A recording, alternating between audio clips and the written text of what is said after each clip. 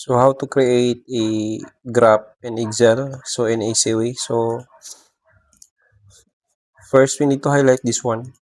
Example, you need to make a graph for the month and also for the laptop.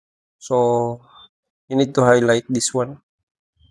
Okay, so highlight nyo lang to, month and the item, which is laptop.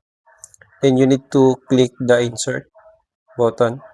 Then you need to click this one for the pie graph. Ito naman for the line graph. Ito naman for the bar graph.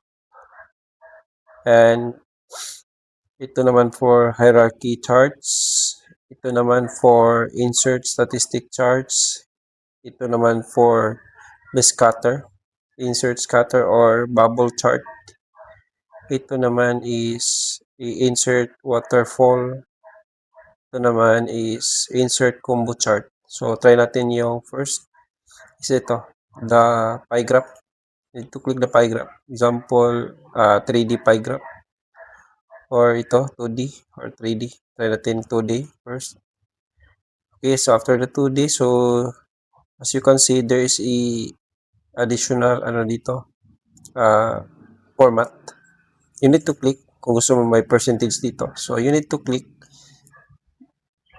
or else gusto nyo ganito or it's up to you kung ano yung gusto niyo. So yun lang kung paano gawin yung graph in Excel. No? So I give you another example. Example, you need to look for the printer. Example, month. Highlight nyo lang ang month. Then you need to press control. I-press lang nyo ang control keyboard nyo at saka i-highlight nyo ang printer.